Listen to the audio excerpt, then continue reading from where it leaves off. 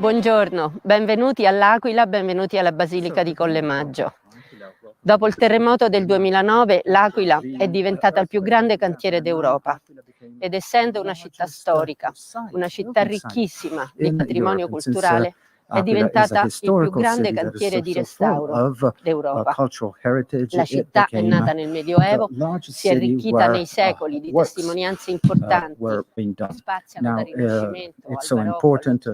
Because there are so many works dating back to the Renaissance, to the Baroque, to the 800s, and therefore we were very committed, starting from the year 2009, in trying to restore all of that.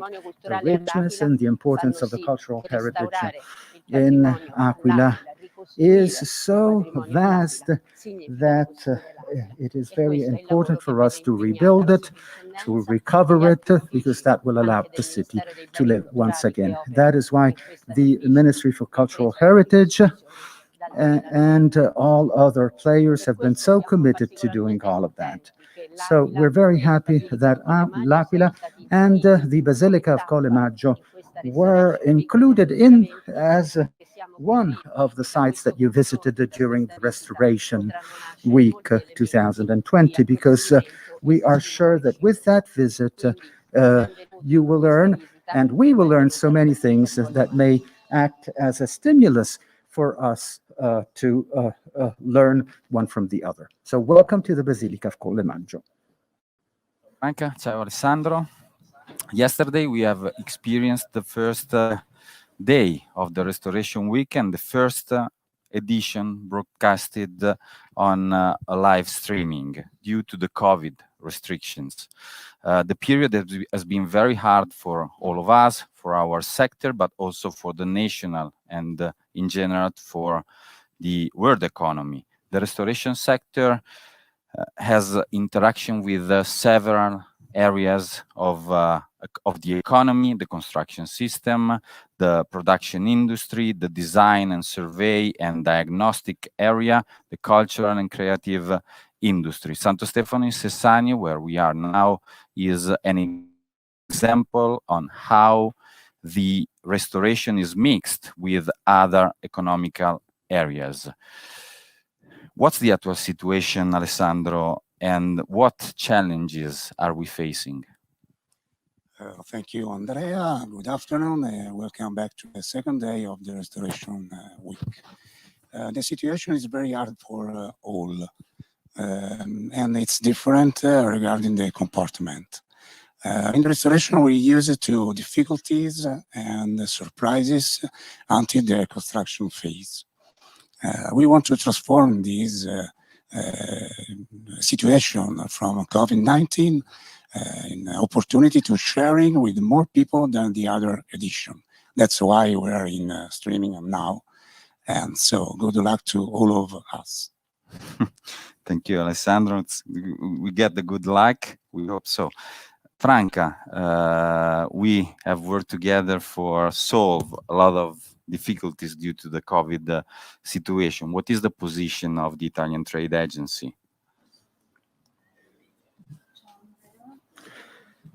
So, hi, Andrea.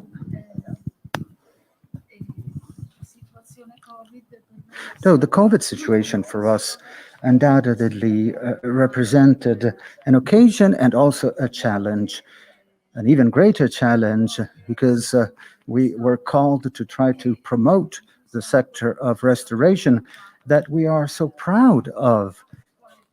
In fact, we believe that it is a testimony, a witness of the excellency that our country is in so many fields. And we are trying to promote restoration through many traditional promotion tools, such as, for example, a trade fair, and also through workshops, and also through other training seminars and other workshops where the tradition and the expertise connected to restoration undoubtedly plays a greater role. So technology, creativity, culture, these are the three pillars upon which we can truly build a bridge that connects us to other cultures. Now, during this period, due to COVID, of course, we had to develop a different type of dialogue that was more focused and also more specific. So we're very happy that this Restoration Week that is being held through the live streaming session was able to involve so many experts, more than 200 experts from about 10 different countries. So many people. Yesterday, for example, we had the streaming session with also some sectorial tables, specific tables that were held, specific sessions held between experts. So I hope that this path that we have started will truly, in the future, thrive as much as possible in order to express in full its grandeur and may bring about good projects, may promote common objectives, and may promote also the culture that we have here in Italy. We have so much to offer, our culture, our history. Undoubtedly, we have Michelangelo, we have Leonardo, and we have so many other things. For example, we have so many also activities being also dealt with in the new generations. Thank you, Franca. Also Thank you, Alessandro. technologies. We'll be back from Santo Stefano in Sessiano in a few seconds.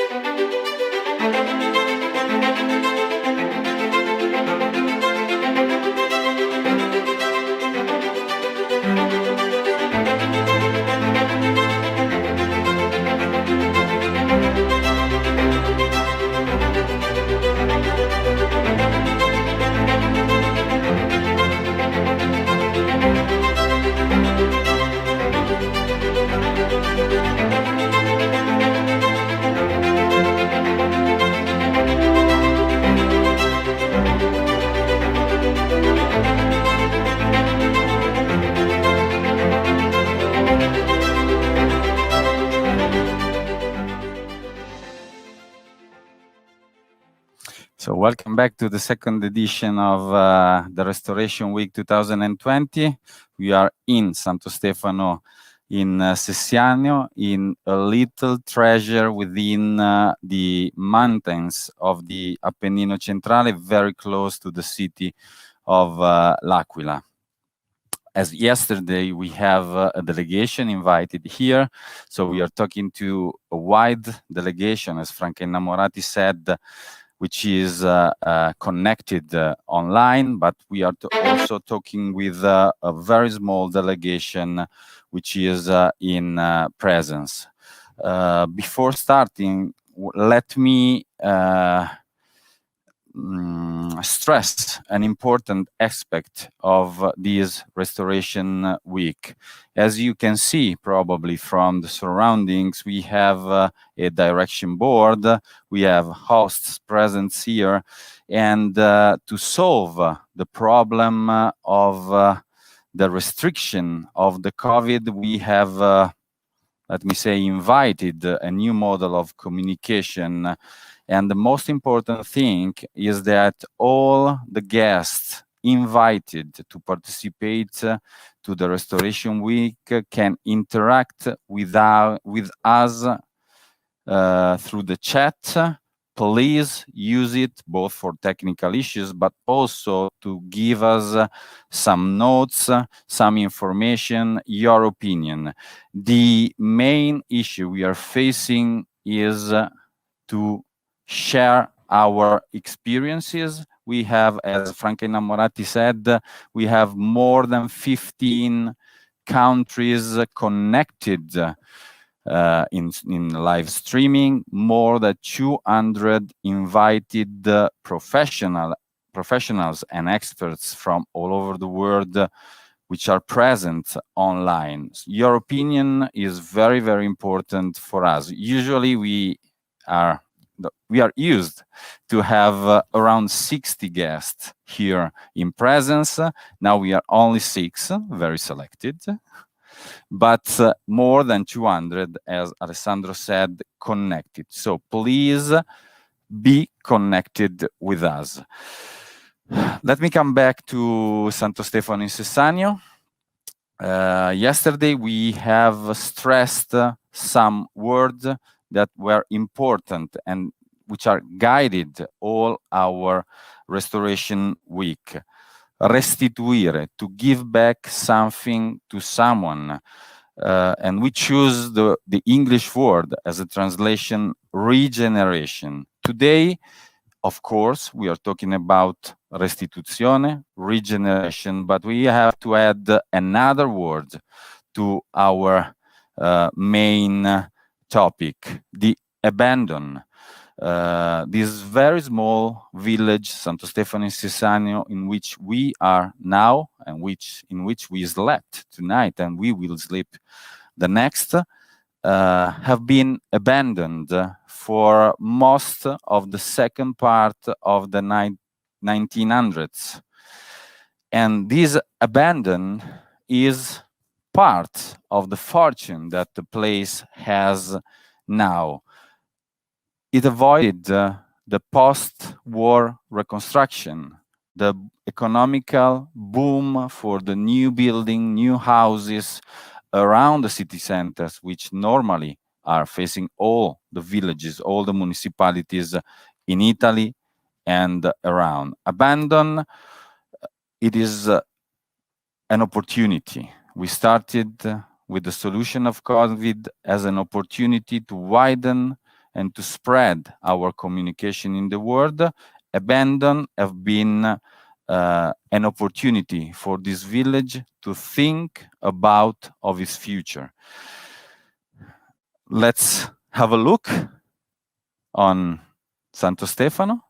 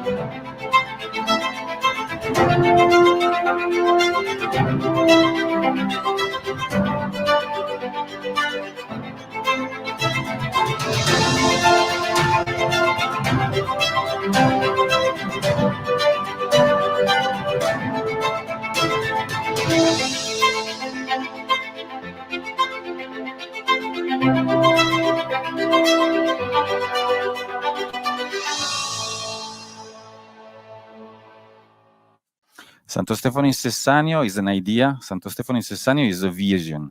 Santo Stefano in Sessanio now is a model for the sustainable tourism, and the village is experiencing a new life. And this model has a father, and we have with us a visionary man, Daniele Kilgren. So let's continue. I will speak in Italian. So what is fundamental for me is to protect a heritage that was never protected so far in Italy. Architecture, as it is not taught in university. Perhaps it is a poor man's type of art, but an approach that I like very much, a type of restoration that I consider as extreme. For example, what we did here in our town with the walls, with these dark shades, for example. We were very extremists in the restoration of this town, and in some cases, for example, we used some material that we had gathered from other sites, and we tried to also show the lives of the people who lived in this area in the past. Now, that said, I'm an ignorant in terms of restoration from a technical point of view, but what I like to talk about instead is also not only about restoration, but also about economy. Because in 1999, when we came here for the first time, things were so very different from how they are now. And we needed to protect this area and this town, and we discovered that by protecting it, we were also able to reap some money. Now, unfortunately, then we had the COVID, but despite that, as a matter of fact, we received many more tourists than we did previously. So what we have to do is to create some services that are peculiar in nature, that are not only specifically funneled towards the tourist, to attract tourists, but we have to create services which try to protect also the environment and the area, an area which sometimes was abandoned in the past. I believe that this marginalization of this town that the town had in the past can also be exploited as something that may interest the tourists and may somehow entice them to come. Now, we at the moment believe that this should be the heritage of everybody, so we're fighting for that. In the Colosseum, the Fori Imperiali, for example, were protected in the past, and we have to do the same thing here in the Abruzzi. We cannot violate or somehow endanger these areas in order to promote tourism, because that is something, the mistake we should not try to do at all. So thank you very much for your kind attention, and I hope to see you again at your next conference. So thank you, Daniele. You are always on the point.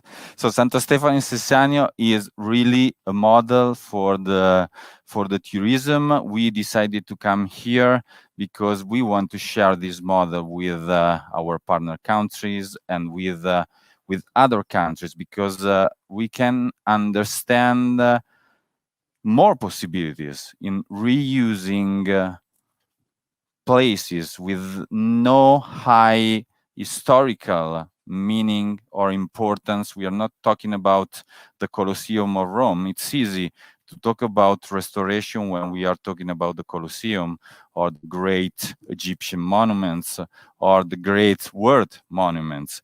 We are talking of common houses that belongs to the territory and that belongs to the people. So when we are reusing those common buildings, it is a good point to understand that they are part of our history, and change them means change in some way the history, the feeling that people are facing. Sometimes avoiding to intervene on a place is a way of saving the place. The abandon of Santo Stefano in Sessanio have been an occasion for its future. Sometimes intervene rapidly and efficiently is very important. Santo Stefano in Sessanio is in Abruzzo. It is very close to L'Aquila, And L'Aquila is the symbol of the first recent earthquake in 2009, which have affected not only L'Aquila, of course, but all the surrounding area. Time is a very problematic issue. How to moderate speediness of intervention with the accuracy of the intervention and the conservation of our history and building heritage. Time is a challenge. Notre Dame, after the big fire, after the destruction of the big fire, needs to be reconstructed. The scientific community is thinking about 10 years as the right period for studying the reconstruction and reconstruct the building. Of course, the French government is aiming at 5 years. How many time does it take to reconstruct an entire region? L'Aquila 2009 and now 2016 Amatrice. They are very close, two very close regions, but the same area, the same mountains. So L'Aquila have become the symbol of the earthquake in 2009 and the reconstruction, the first reconstruction. This morning we were in Basilica di Collemaggio with Alessandra Vittorini, and we had the opportunity to meet the mayor of L'Aquila, who gave us just a greeting, a welcome, but who was in some way underlying the efforts of the local communities to reconstruct their own countries and their own areas. Un caloroso benvenuto alla delegazione di Restoration Week 2020. Benvenuti nella città dell'Aquila, che oggi è un laboratorio internazionale in cui intelligenza, creatività, esperienza tecnica si sono fuse per dare vita al più grosso progetto di ricostruzione non soltanto fisica ma sociale, di ricostituzione dei legami comunitari che la storia relaunching recente the links within the territory that we've never had in the past. So this is an example also from the point of view of the quality of the Made in Italy approach. You will have the opportunity to visit the Collemaggio Basilica, which is our symbol, the symbol of the tragedy in our city, with the debris that are located and were located in the main part of the church. But the church has been now given back to the city of L'Aquila and to the world, having considered that we have thousands of tourists that visit it. And as you see, the window here, the round window, is what we've chosen as a symbol for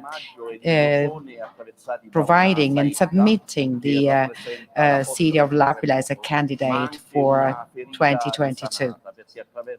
And in fact, through culture and through creativity, it is possible to recover the wounds of the city and of the territory, and we are glad to show it to the world. So enjoy your stay in L'Aquila and also in the extraordinary territory surrounding L'Aquila. I'm sure that those that are here today will come back, and those that have not been here yet will come soon to visit us. Thank you.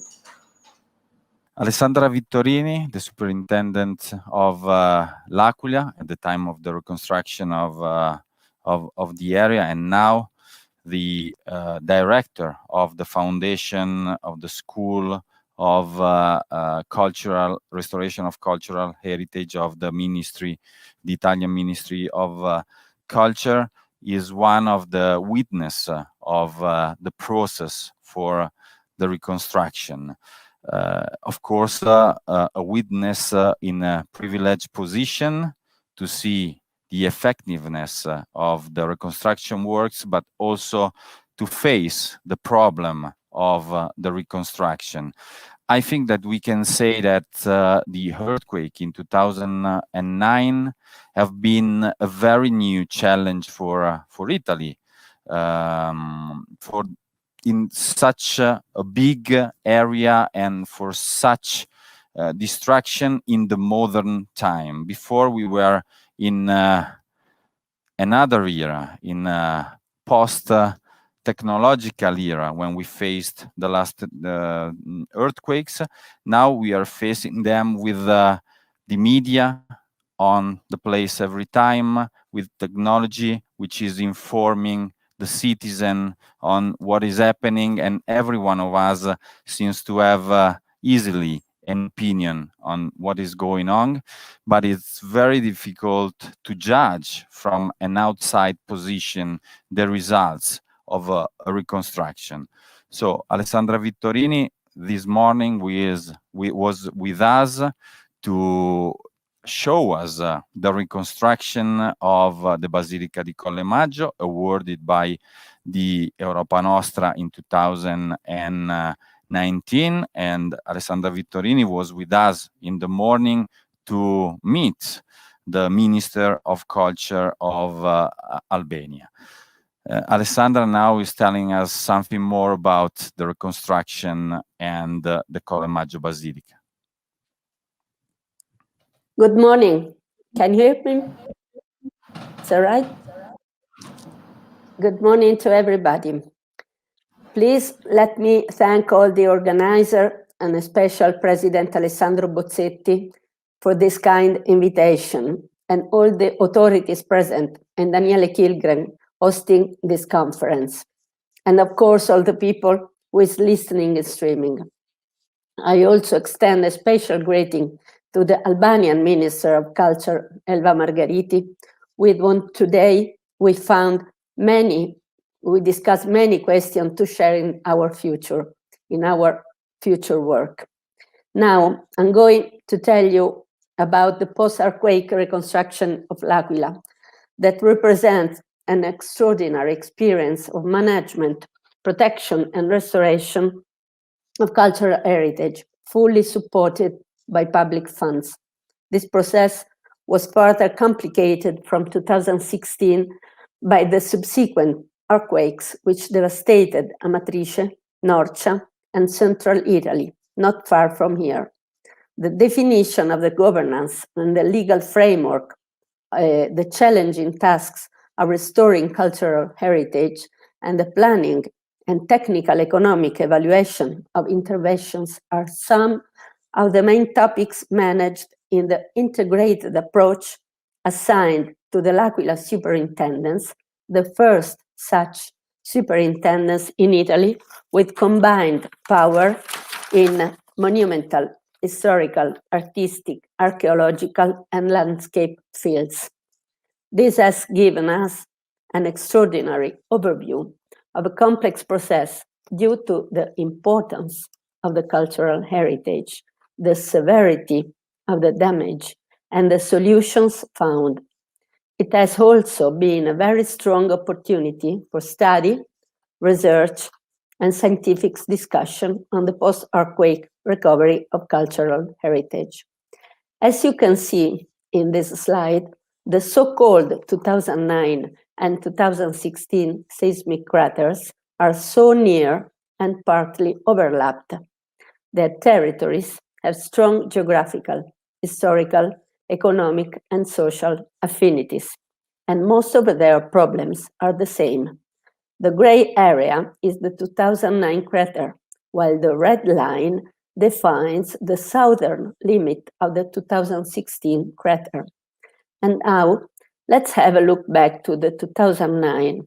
The earthquake shocked a vast area, almost a quarter of the Abruzzo region, inhabited by more than 140,000 people, including a regional capital, L'Aquila, and 56 municipalities with several small historical centers and hamlets, 270 or most. It caused 309 victims and 500 injured, and 70,000 refugees. That territory was dramatically damaged also in its cultural heritage, a big historic center and many small ancient villages with a widespread heritage and ancient traces of a great past since the Roman times. After the first emergency intervention, since 2012, L'Aquila's historic center is a huge, hardworking. No, please preview a slide, the previous slide. Still, okay, thank you.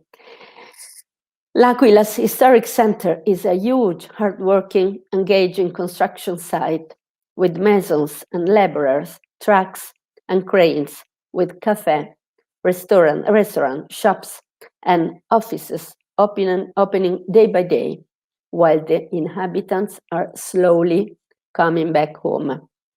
Next slide, please.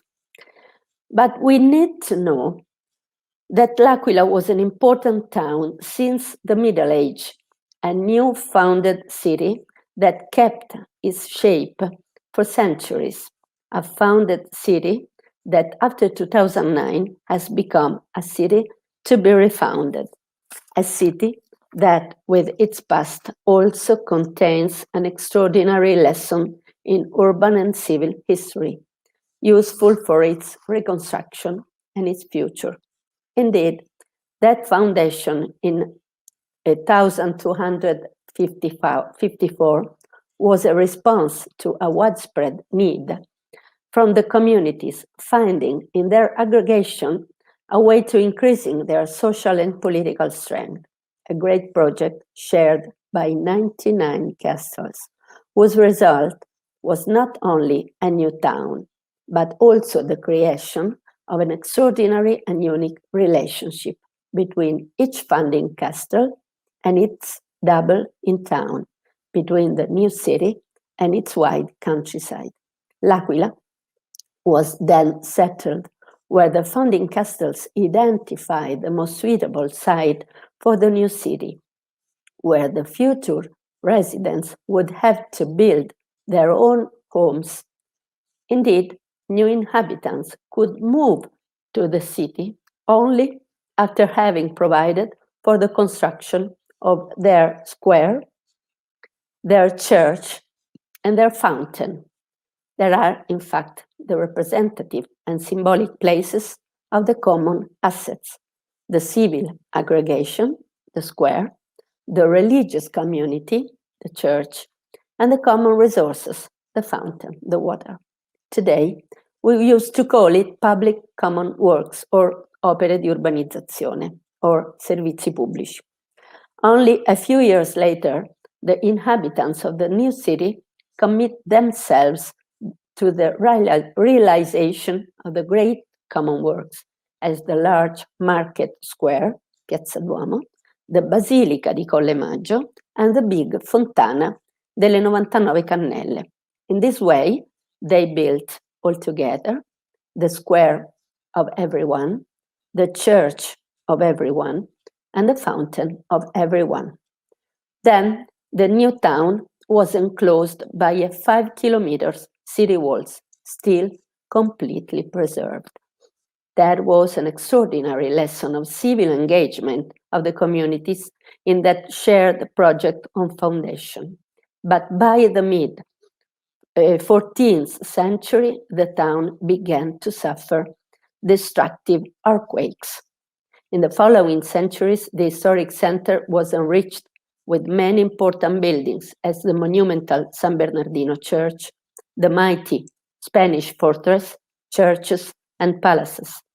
The Antonio Vandi's map on the left shows the 18th century city, rebuilt after the terrible earthquake on 1703. That reconstruction brought in L'Aquila also a new Baroque image, giving the city the most precious churches and palaces that compose still today its beauty. And so, since almost 7 centuries, this continuous process of building and collapsing and rebuilding due to the earthquakes is one of the main characters of L'Aquila history and of L'Aquila restoration, giving us every day new discovery and surprises. That historic town and the surrounding many ancient villages with their castles, churches, monasteries, palaces, and ancient roots in a stunning landscape represent the cultural heritage devastated by the 2009 earthquake. Almost 942 private-owned monuments are protected, largely concentrated in L'Aquila, and also many other public monuments, more than 1,000, are protected by law. The cultural heritage highlighted on this map on the right explains that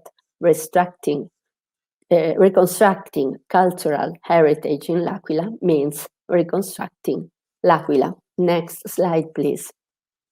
In that earthquake's history, cultural heritage destruction has been always one of the most problems of reconstruction, a problem that forces us to ensure safety, structural and technological improvement, energy efficiency, urban regeneration, landscape protection, and at the same time, conservation and restoration methodology.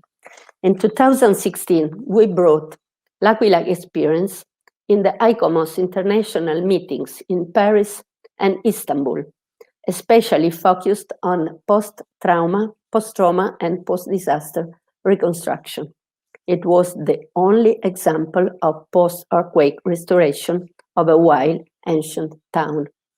As the debate declared, in all countries affected by natural or human destruction, earthquakes, floods, tsunami, wars, and terrorist attacks, in the face of destruction, many issues need our attention: identity and memory, tradition and innovation, balance between conservation and living heritage. So, buildings that may have had little interest to the community can suddenly become extremely symbolic, and that's what's happening now in L'Aquila. Therefore, reconstruction means reconstructing identity and relation with history and memory of local communities, trying to give back to the people that after trauma can develop a fear after of old building and traditional construction methods, and therefore required only new ways to rebuild, restore, and reinforce building, a new confidence in the ancient technologies, and a new strong relationship with its cultural heritage and its memory. Next slide, please. The restoration of the Basilica of Coleman has been a symbolic case regarding one of the most important Middle Age monuments in central Italy, and at the same time, one of the most damaged church in the 2009 earthquake. It has been completely restored by the superintendents with the largest privately funded intervention in L'Aquila. After the shock, the Basilica completely collapsed in his central area, in the cross between the aisle and the transept. 8 months later, after the emergency works, was celebrated the Christmas Mass under a provisional coverage. In 2012, Eni, the big Italian energy company, subscribed a sponsorship with L'Aquila municipality to support the Basilica reconstruction, involving superintendents, the office I directed for 8 years to coordinate the design drawn up with the Roma, Milano, and L'Aquila universities, and the construction management. The design was concluded in 2015, and the works started in January 2016. On December 2017, in less than 2 years, the restoration was completed. The European Heritage Award, Europa Nostra Award 2020, described that restoration as a model of best practice in the conservation of critically damaged sites all over the world.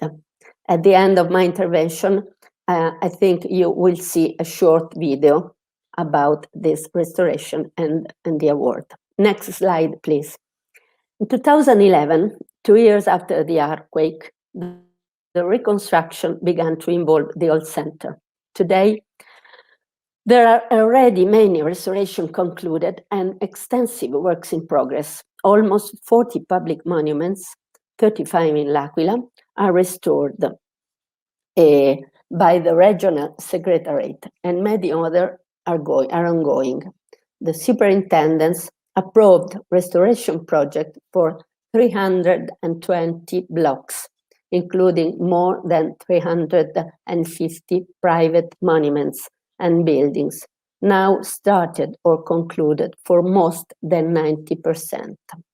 As regards the private cultural heritage, most of the old town center, this graphical shows the viewing trend over the last 10 years, 2009, 2019. In terms of numbers, that is the blocks with projects approved, works in progress, or most of them finished. The red line shows the total, 320 blocks, including L'Aquila and the craters villages, the blue line. In terms of costs on the right, that is the value of the public contribution approved. You can see the total amount, now corresponding to about 1,300,000,000 of euro.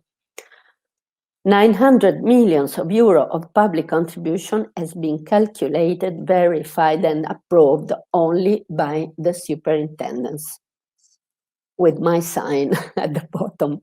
Next slide, please. So, the engagement in the restoration of cultural heritage produced significant results and important economic outcomes. That's an effective indicator of our work and, most of all, of its positive effect and impact on the whole reconstruction process, as you can easily check walking in the old town.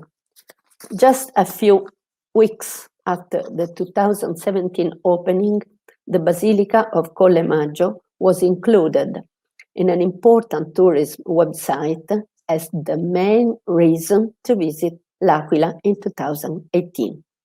And in last summer, the tourism in L'Aquila and surrounding area reached a result better than before. And next week, please, next slide, please. The achievement of our work have been presented at several scientific meetings in Italy and abroad, with the aim of sharing experiences and best practices to make it available to the scientific community and to the decision makers in Italy and in Europe. We promoted many activities in information and communication about cultural heritage reconstruction, involving the other players and the communities, participating to every public conference to present results and works in progress, and to ensure accountability, organizing public events in the restored places, sharing everything about our experience, so good and bad. Question. In the 2018 European Year of Cultural Heritage was launched the European Quality Principles for a European Union funded intervention on cultural heritage. In this picture, in the center, you can see the presentation in Venice. Please note behind the speakers, Coleman on the screen. Yes, because they opened their meeting just talking about L'Aquila and the Basilica restoration. On the left, you can read a short summary of the document. And after the big fire of Notre Dame de Paris, sharing knowledges and capacities on cultural protection has become an urgent need, as clearly declared by the President Macron. You can read on the right an important declaration by President Macron on the Journal du Dimanche. And so, every experience in post-earthquake reconstruction can be strategic. And today, 10 years after, many topics ask us questions about cultural heritage reconstruction. Safety versus conservation, restoration versus reconstruction, improvement versus structural upgrading, protection versus innovation, public interest versus or individual rights, and finally, old villages or new suburbs. Our wonderful work always proposes difficult problems to solve, facing different challenges in order to ensure safety and good reconstruction, social reporting, and accountability of public funds. Therefore, we are altogether responsible for giving back to every city, its people, and returning at the same time to each community its identity, also represented by the places of its history and its memory. It's a process that will need its time, but must focus on rebuilding not only homes and cities, but also the connection between stones, buildings, spaces, and relationship. So, give back the city life in the city center is now the most important and the most difficult mission to conclude the reconstruction, giving back to the communities the keys of their cities and of their lives, and at the same time, giving back each community to its identity and its history, back to its memory, and finally, back to its future. Finally, a picture and some words that I like so much, stolen to a poet, a singer of our generation. The first church restored and reopened in the old town in 2012, with its frescoes emerging from the wall, tells its ancient and suggestive history, today rediscovered, as it happens in every restoration since 10 years. And these few words, there is a crack in everything, that's how the light gets in, are, in my opinion, the best definition of resilience. Thanks for your attention.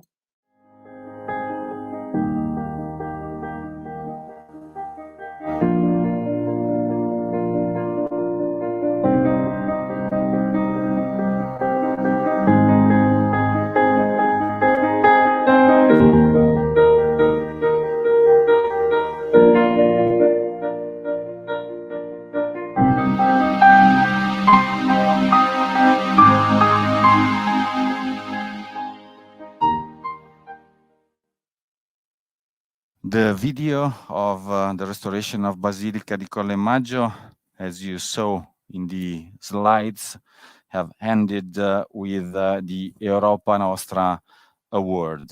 Europa Nostra has a great opportunity, again, the same word, the opportunity to observe from above several national examples and approaches to the restoration and read and compare those examples with specialized officials and directors. Lorena Aldana Ortega, European Policy Coordinator of Europa Nostra, will start from Colle Maggio, but we'll end somewhere else. Thank you, Andrea. Can you hear me? So on behalf of Europa Nostra, I would like to start by thanking the organizers of the Restoration Week, the colleagues who are here present physically, and those of you who are connected at home. Let me start by saying I have a PowerPoint presentation, by saying a couple of words about Europa Nostra for those of you who are not familiar with our work. Europa Nostra is the largest, the most representative, and the leading pan-European federation of heritage NGOs dedicated to the protection and to the promotion of cultural heritage. We have been active for over 60 years, and we have presence in more than 40 countries in Europe and beyond. So our mission is to protect and promote Europe's cultural heritage, and we do this through different actions. Notably, first, we are mobilizing for endangered cultural heritage through our scheme called the 7 Most Endangered in cooperation with the European Investment Bank. We are also promoting excellence and rewarding good practices in the heritage field through our European Heritage Awards, Europa Nostra Awards, which you have already heard about today and which was granted to Colemaggio last year. And third, we are also advocating towards policymakers, mainly at European Union level, highlighting the benefits of cultural heritage for Europe and making sure that cultural heritage is high in the agenda of the EU.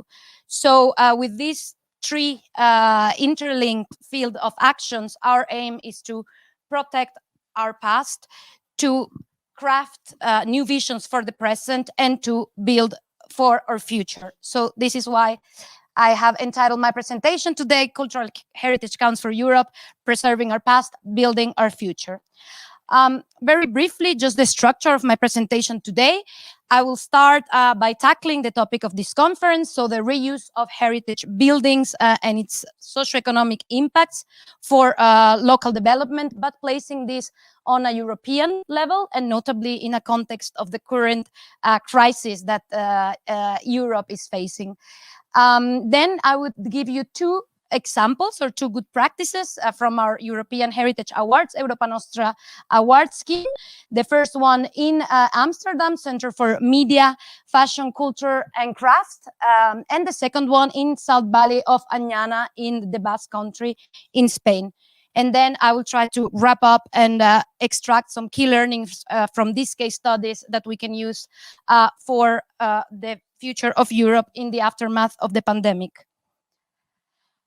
So what you see in the screen is actually a graph from a now landmark study that we have produced in 2015 entitled Cultural Heritage Counts for Europe, which was co-authored and led by Europa Nostra with other European partners and financed by the European Union.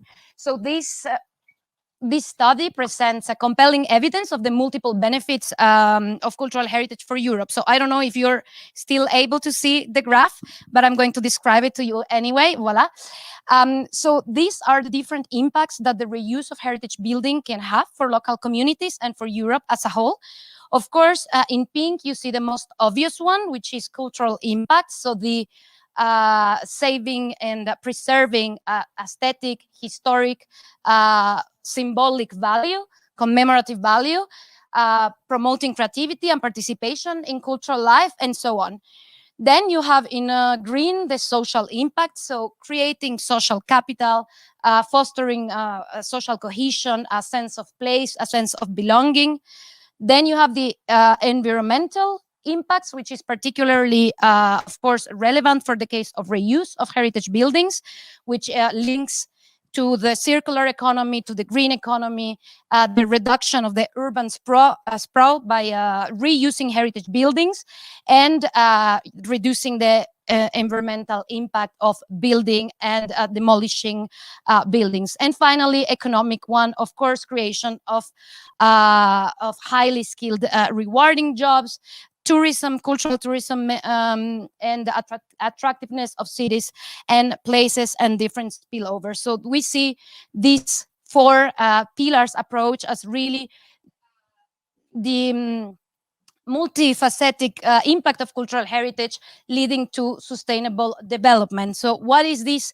Why is this important and why it is so valid in the particular context that we are living in? At Europa Nostra, we are working to convince the European Union policymakers that in the aftermath of the pandemic, cultural heritage and the use of heritage buildings, because of all these impacts, can be really a catalyst for the recovery of Europe. So how do we do this? We do this, of course, through advocacy work, through lobbying directly to policymakers, but we are also using the power of example. So we are identifying, promoting, and rewarding good practices through our Heritage Award scheme that you see in the screen. We have been running this scheme since 2002 with the European Commission, so it's co-funded by the European Union.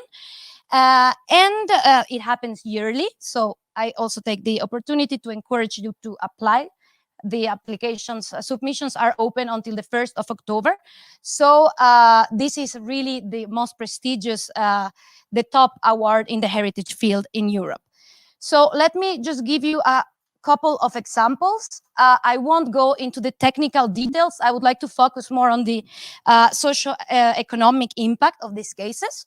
So the first one, which you see in the screen, is the Hals Amsterdam Center for Media, Fashion, Culture and Craft, which was a laureate for conservation category in 2015. And we have a short video so that you can see the Hals Amsterdam is a traditional functionalist building that was a complex that was built for the maintenance of the first electrical trams in Amsterdam in 1901.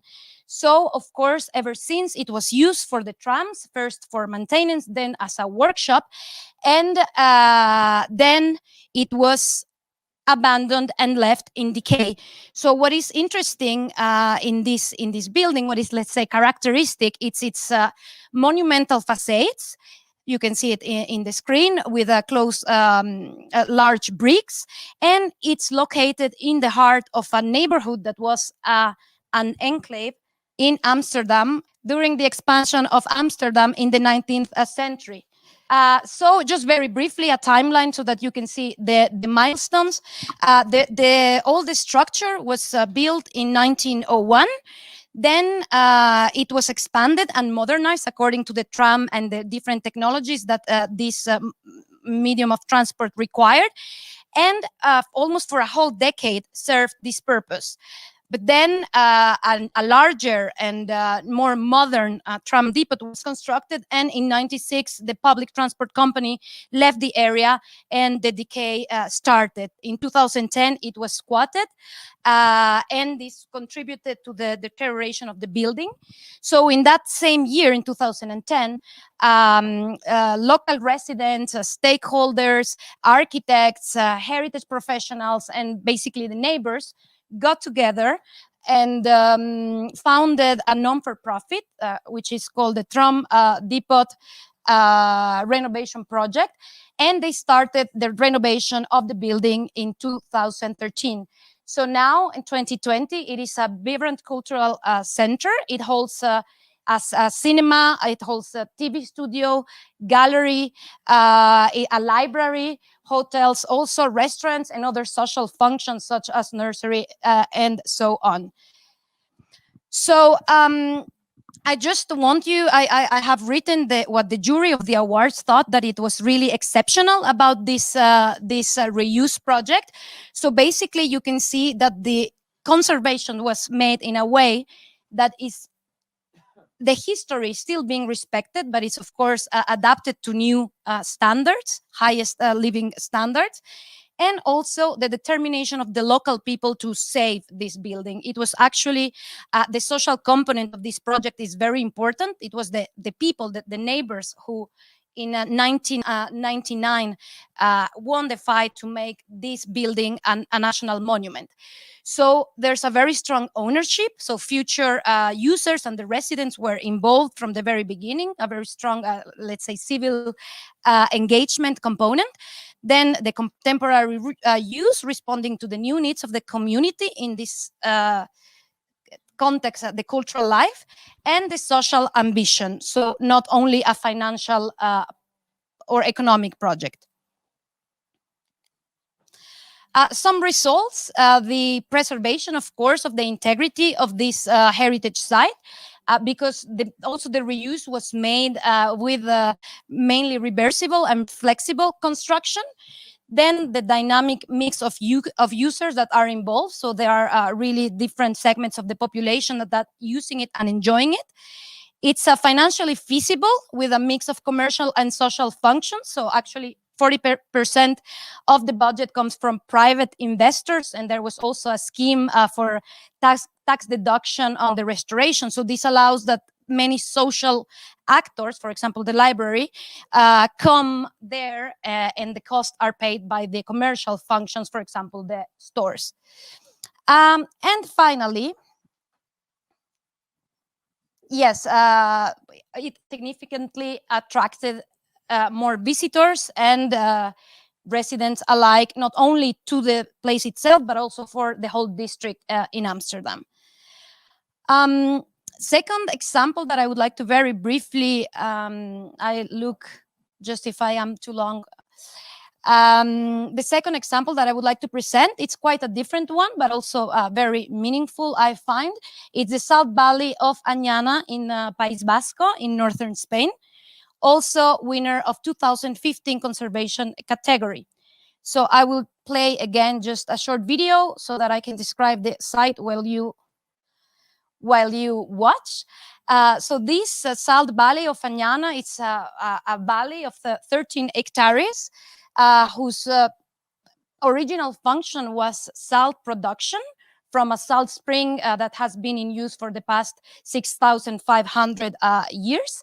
So the particularities of this architecture, as you can see in the video, is that the evaporation terraces that are built with dry stone, woods, and clay, and which were built by the salt workers themselves. So they were developing over the centuries this know-how, also based in trial and error, and improving it with the years. So yeah, during the 20th century, when the mass production of the salt started, and it was quantity was more important than quality, the Valle Salado went into decay and stopped really its use, and it was really deteriorated. So it was in 2000 that the salt workers, and in cooperation with local authorities and other stakeholders, decided to develop the master plan for the recovery of the valley. Similarly to the last case that I presented, also they founded a governance structure that took care of the planning and the development. So the creation of the Valle Salado Foundation, gathering all relevant stakeholders, including private owners of the salt production, the salt workers, national, local, and regional authorities, and so on. The project started develop in 2011 with the aim of recovering 50% of the total area that was dedicated to produce salt, but also including new uses, cultural, social, and related to tourism, that could help developing the site while, of course, preserving its authenticity. So, yeah, in 2013, the cultural landscape was declared as a qualified monument site. In 2015, was awarded by Europa Nostra award. And today, it's a powerful driving force for local development in the area. The jury of Europa Nostra really commended the fact that this project is not only a restoration project, but it's also affecting, positively impacting the economic life of the inhabitants and recovering the industry of the salt, which was present since very remote times. So three, let's say, positive aspects of this recovery plan was that it was based on ancient know-how that was locally developed. The holistic approach to development, not only industrial or heritage approach, but also cultural, economic, social, and mental, and the resilience of the site with the ability to absorb the negative impacts and introduce innovations throughout its history. So some results: the recovery and preservation of the site. Now they are producing a top quality international recognized salt, which is actually a product of a slow food. Now that we are in Italy, slow food bastion, international product. It's a highly profitable investment. So basically 30% of the budget is coming from the salt sale and from guided visits. And it has had a spillover effects for the local community, but also for the surrounding district. So it has become a benchmark regarding the recovery of heritage and the development of cultural, social, and economic and tourism activities. So just wrapping up here, why is this important, and how can we take these local experiences to the European level? So basically, what we are doing at Europa Nostra and what we think is of importance, of key importance, now that the European Union is rebuilding and defining policies to recover our society and economy in the aftermath of the pandemic, is that we actually need to create a narrative. We need to create a narrative and convince policymakers and convince the institutions that are developing these policies that cultural heritage actually provides a solution, and that cultural heritage reuse and preservation can contribute to Europe's pressing challenges. So the heritage sector must once again prove the value, the social value of what we do, and we need to develop socially and economically useful projects with tangible results that can actually provide concrete evidence on this contribution. So how can we make a difference? We are working to urge leaders to mobilize the transformational power of cultural heritage to contribute to the recovery of Europe and to build a greener and inclusive and more resilient society. So, yeah, that's it from my side. I would like to thank you for your attention. Hope I was not too long. And yeah, thank you very much.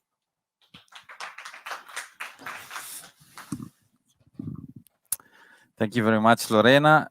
Thank you very much, Alessandra Vittorini. This is the end of the first part of this day. Europa Nostra gave us the opportunity to introduce us and projected us in an international environment context.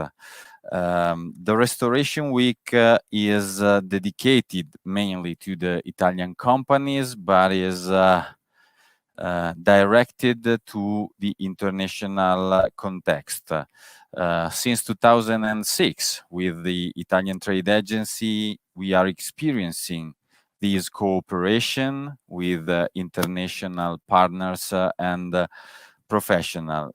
This time, also during this restricted period, we get the opportunity of talking and interacting with an international delegation.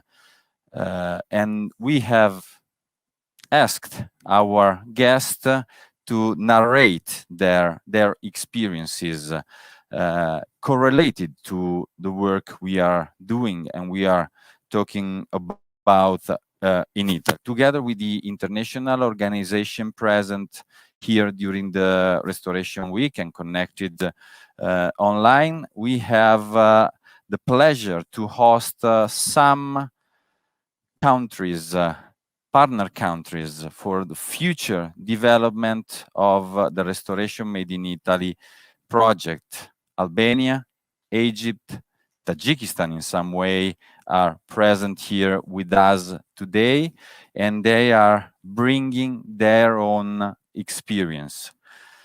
First of all, not only in alphabetic order, I have the pleasure to introduce Albania.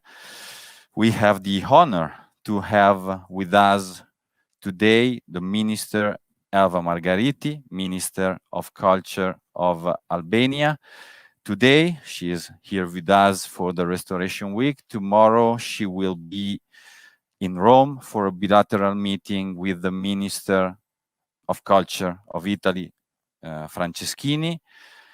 The first after the earthquake in Albania and the first after the COVID emergency. I want to thank you first for being here at the Restoration Week, but I have to thank you on behalf, I think, of Italy, because of the help of your government during the COVID period. You send us doctors and equipments for helping our healthy system.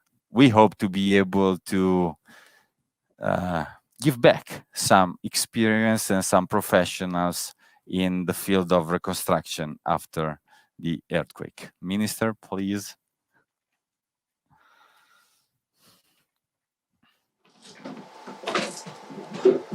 It's my pleasure to be here today, and thank you for the invitation. And also thank you for all this long week of sharing energies together. And as you said, I'm quite sure that this will be a further step of collaboration between Albania and Italy, since we are a bigger family, as I said also today to Alessandra. We have so much in common, and unfortunately, here in this city, we share also a post-earthquake intervention. And I want to share those experiences as a Minister of Culture, but also as a simple citizen of Albania. I'm double honored to make it here today in Italy, because this country of eternal beauty has given so much to me, since it has been a long path. I've been living in Italy for 16 years, so I'm grateful double to this country, and I'm quite sure, as I said, this will be a first strong step that we will discuss also tomorrow with Minister Franceschini for further collaboration on know-how on restoration. I would like to thank you all the participants for sharing their energies and all their presentations. And I would apologize also to switch into Italian, just for a sign of respect to the hosted country. And as I said, that's also a sign of love to my 16 years here in Italy. So, come vi ho detto, as I said, non parlerò soltanto come un I ministro am di cultura, speaking ma not soprattutto anche just come un in my cittadino capacity albanese as Minister of quando Culture, but il as an 21 Albanian settembre di un citizen, anno fa, when last year on the esattamente un anno fa, 21st of September, un sabato pomeriggio well, molto tranquillo, it was a quiet Saturday afternoon when an earthquake occurred. And on that occasion, the earthquake certainly didn't take human lives away, but it didn't save, unfortunately, cultural heritage and monuments. And in our first visit in our National Museum, in a case, we saw one cross dating back to 1748, which had fallen down. Maybe, well, today we may think that it was a sort of premonition of the earthquake we had 2 months later. And the earthquake caused a lot of casualties and 17,000 displaced people, nearly 100 schools that were destroyed during a terrible night. And we woke up in the morning,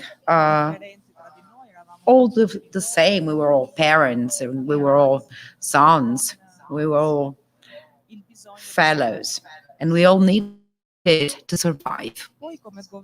Then, as a government, on that day, we had to adopt a number of measures, urgent measures, and we had to be practical.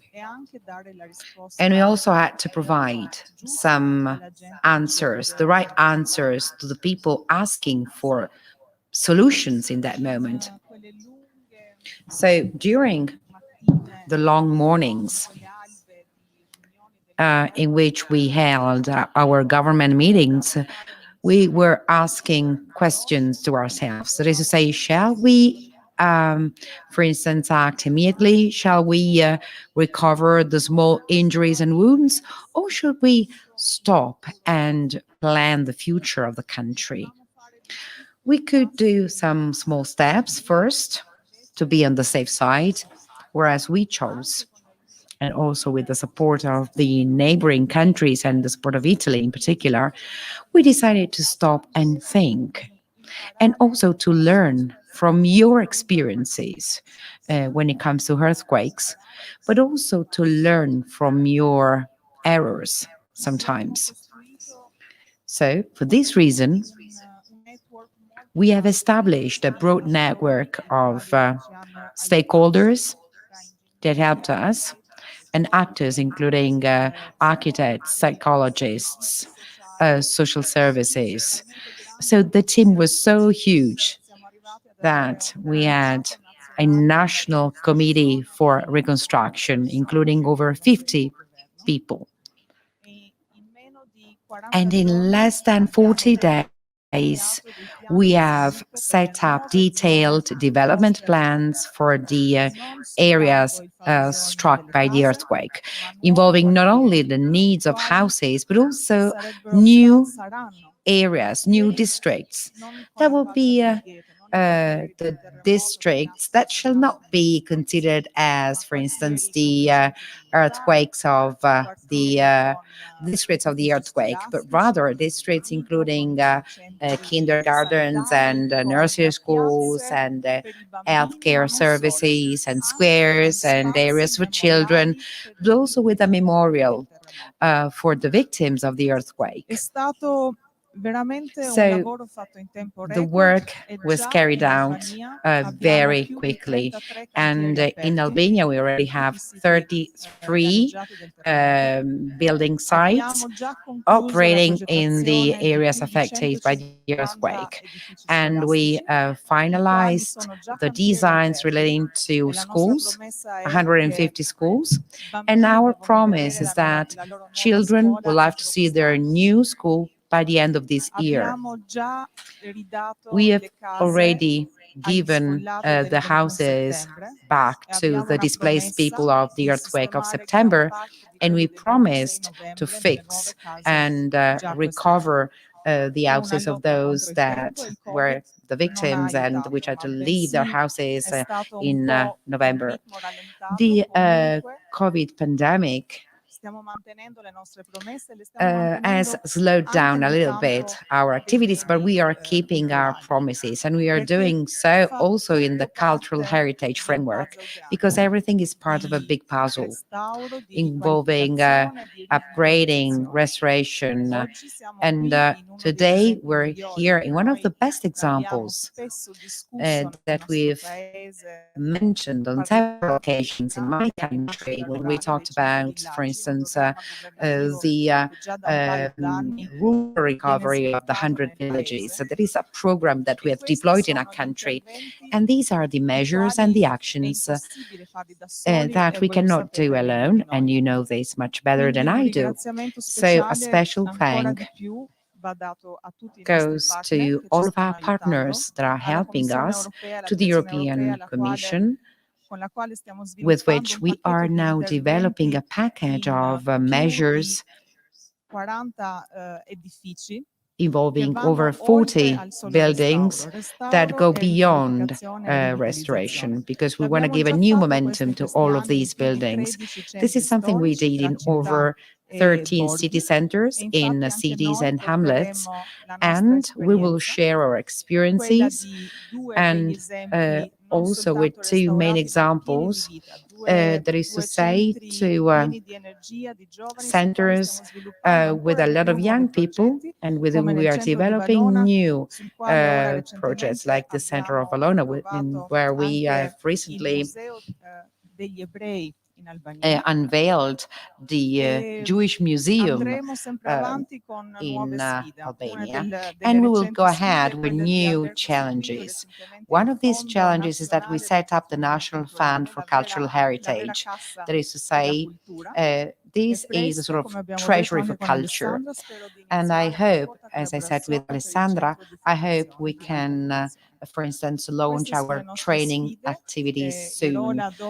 These are our ideas, and my colleague will show you some examples. I'd like to thank you for inviting me, and I thank you for all the things you are doing. Thank you. Thank you very much, Minister. We have highly appreciated your participation to the Restoration Week, but we have certainly appreciated your speech as a citizen. The commotion was clear in your voice, as the commotion was clear in our face yesterday during the visit at the red zone of Amatrice after 4 years of the earthquake. We are not talking only about restoration. We are not talking about only buildings, but we are talking about souls and life. And other two examples, as the minister introduced, from Albania, Irona Androni, advisor of the Minister of Culture. Thank you. So I'll be introducing today two good examples that will represent here our restoration process and on these historical sites. I hope on our next visit or our next week of restoration, we will be able to show you the restoration of the monuments that is undergoing right now in Albania now due to the earthquake. So, we'll start with two of the most important cities that we have, Vlora and Korça. The first one I will present is Korça, which is the bazaar. This old bazaar, it has like a very high importance, not just into the city, but it's one of the most important bazaars of Albania. It started like being vivid since the 15th century, but actually right now it has more like the form it used to have by the late 19th century. So like the urbanistic concept of this bazaar is with combined squares and this long intersection of streets, and used to be a very vivid place, and on the last years it was completely forgotten. So we want to present here a little bit more of what it was and how it's now today. So the main interventions that were part of this Korça Old Bazaar are the structure consolidation works. We did a lot of renovation of wooden structures. As you can see here, the facades are actually really in a bad shape. So there was a lot of work going into reinforcement of these monuments and also turning them into hubs for new culture life and also for new services.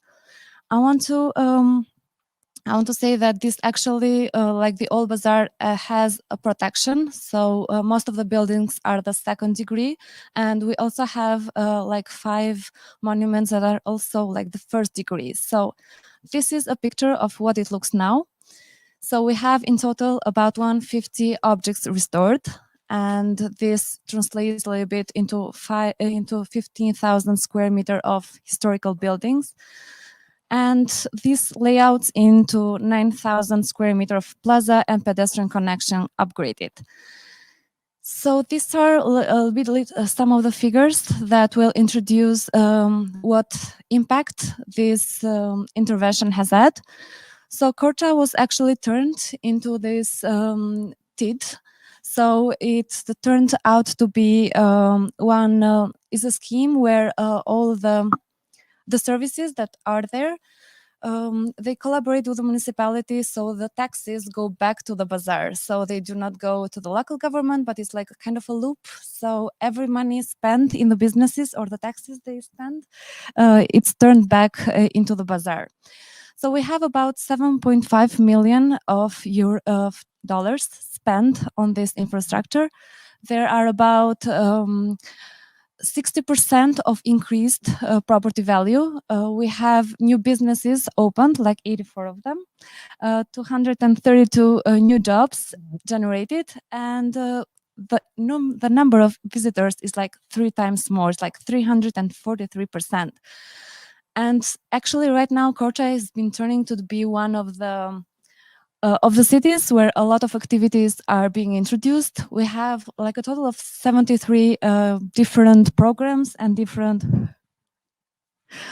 and different fees coming there.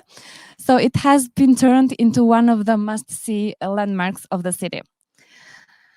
This is one of the hotels that is part of the bazaar, and we wanted to introduce it here as a good example. It's called Hani Pazarit, which is basically the inn of the bazaar.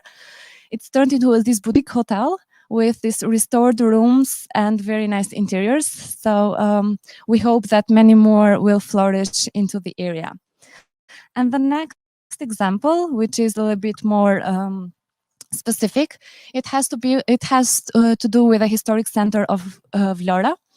We have here this neighborhood which was left neglected during for a long time. So like taking into consideration this whole zone, which has about 13 monuments in overall, and there has a lot of buildings which have for example, values on their facades, etc. So it was time to go to Vlora, but not as a coastal city, as it's known broadly in Albania, but now to go back there as a historical one. So if you go now there, you can find that what used to be, it's undergone, like it has a new face. So here I want to show some of the pictures, the before and after. Right now, most of the restoration is done, and now the businesses are starting to open. So the municipality is now being helped with other institutions, and I would also like to say that the AEDF, which is this organization in Albania, has helped with the funding in these both projects. So right now we have like 51 historic buildings restored, and there were a lot of informal buildings there as well. 15 of them are upgraded. Some of them are of course demolished, the ones that were occupying the public space. And in total, we have like 20,000 square meters of plazas and pedestrian, which were added to the city and to the tourists that come and visit it. We have less figures for Vlora as it is a new open site, so it will be, I think, upgraded during the time, but still we can see even on this summer, which was a difficult one also, we had like this increase in property value about 30%, and there were like 130 businesses impacted, and the number of visitors is like 70% more. So people do not just go there now for the coast and the beach, but to also go to spend time in the city and learn more about it. And I just wanted to show you some of the pictures and some of the businesses that are there. The second picture is shown about this retro event. So these old cars just passing through the city. And it's now turning to be into a very vivid place. So that will be it for the two presentations, and thank you for your attention.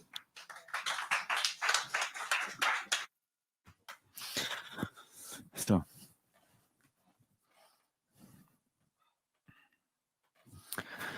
thank you very much, Ilona. We are staying in the international context. Egypt is almost a bordering country. We are all Mediterranean countries. Egypt is a target country for our promotional system and for the Agency for the Cooperation to the Development. The new system, the new project for Restauro Made in Italy is looking at Egypt as an opportunity for new challenges. Egypt has a huge cultural heritage asset, both archaeological, but even the new, let's say, the modern construction in the Cairo area. But what we want to stress when we are talking about restoration, that we are not only talking about the big monuments. We want to talk about our environment, built environment, our city centers, our modern architecture as a part of our culture and identity. So, Heidi will talk about, Heidi is an official for the Urban Harmony Organization of Cairo in Egypt will give us 3 examples of restoration and regeneration, adaptive reuse in Egypt. Thank you very much. Thank you so much, Mr. Alessandro, and I would like to thank all the organizers who are belong with this week to give us a chance to be with you here. And actually, I'm here to present the National Organization for the Urban Harmony, and we are belonging to the Ministry of Culture from Egypt. Can we show the slide, please? Yes. First of all, this is our organization.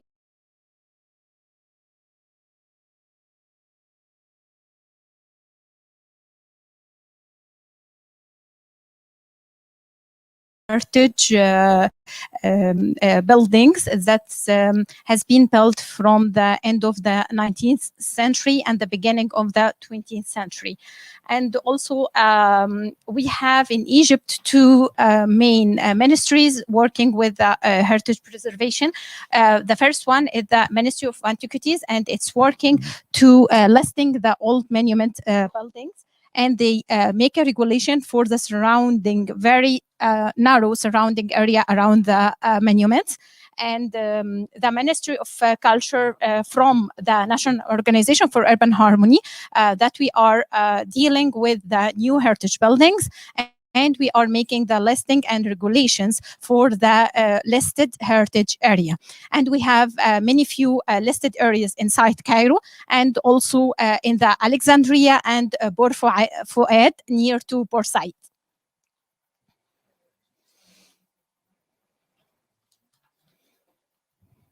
So one of our big projects that we are working with nowadays is the revitalization of the downtown Cairo, and it has been built from in the middle of the 19th century and the beginning of the 19th century, from 1880 by the Khedivik Ismail, and the planner. Oops, I'm sorry. The planner of this, this area was Haussmann, the French planner who is making Paris too. So it has the same characteristic in the urban planning area.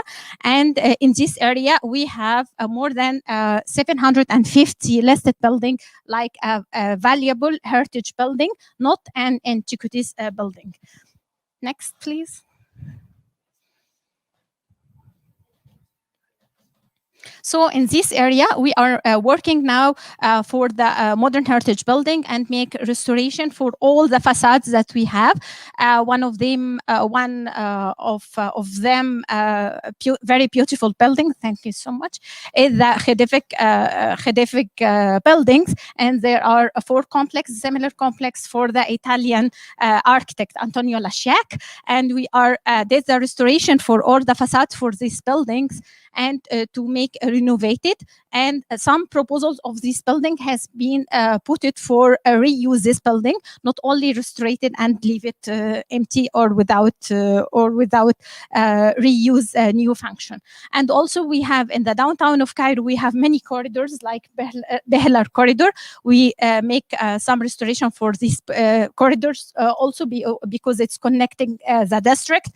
And this is the before of the Ahmededdin Street, for example, and after it being looking like that. When we make the restoration for these facades, we seeing all the beauty behind the time that's come on these facades, and make the detailed restoration for all the antiquity and old decoration in the facades.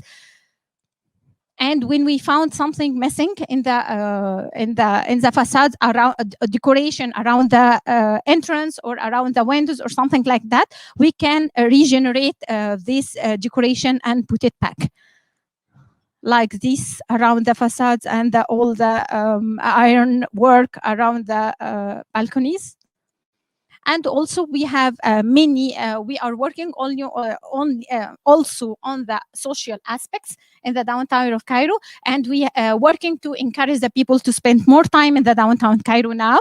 So we have Al Alfi Street, and it was a car street actually, and then it began to a pedestrian street. So we renovate all of this street, and we make revitalization of the activities that's happened in this street to make it like a restaurant and a coffee shop. We make a lot of work here in the level and also in the urban level to encourage the people to come to stay in this area. This is a before, and this is after. And also in this street, especially the owners of the coffee shops and the restaurant make a union together to manage, to maintain, to make the maintenance and the management for this area to keep it clean and safe. And also one of the other pedestrian is the El Sharifin street, and we designed this street to be the culture hub in the downtown Cairo street, and we make the heritage, the festival of the the Heritage Day and the World Heritage Day and the 14th and the 18th of April, and we invite some musicians and some people to make a drawing or sculpture or something like that in the street, and we make a monthly agenda for these activities, and we announce it in the Ministry of Culture. One of the experiences that we have, valuable experience that we have in the downtown Cairo, that's the Livenoise, and Livenoise was being built. It's a valuable building. It was built from the 1996, and it has been restored by Ismailia company, so for real estate, and they did a lot of work in this building, and this is an example to the reuse of the building, because after they renovate this building, they make it like the administrative hub for an international company. So this is very good to be relocated these activities in downtown Cairo again.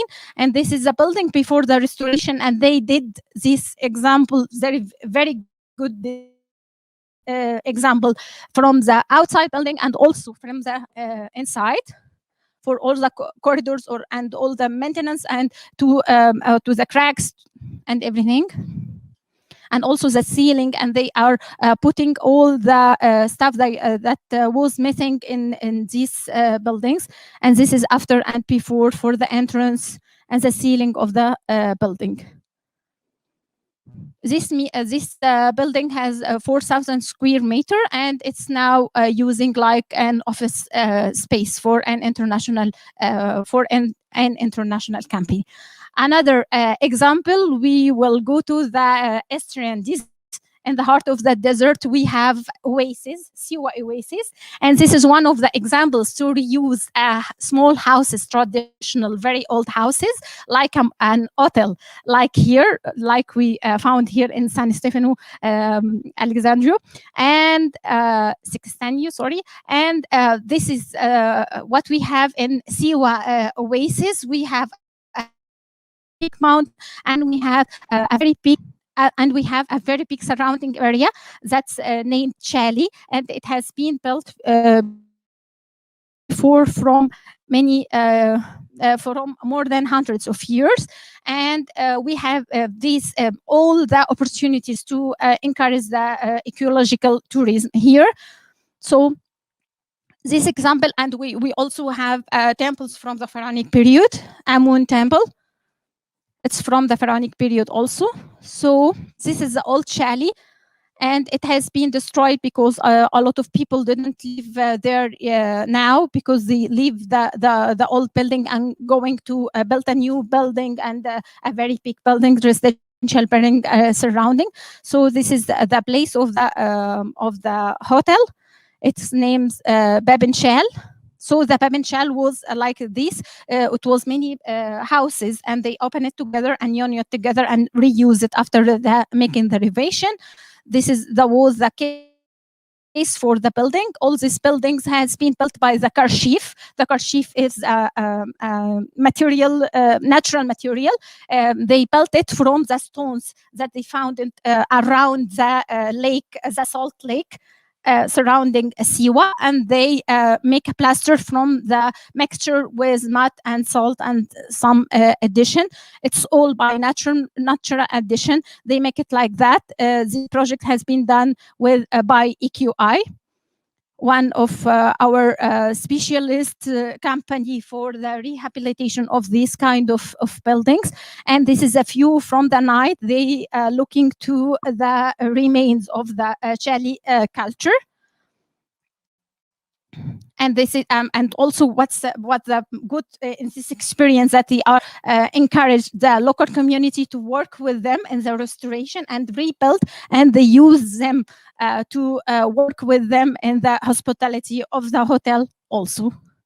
And they cover the roofs by the bodies of the palm and the trees and the olive trees.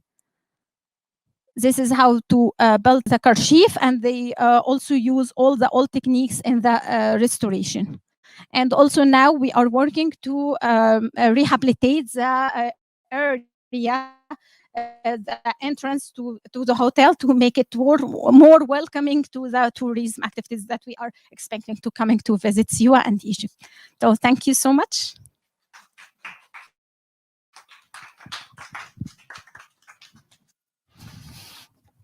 Thank you very much.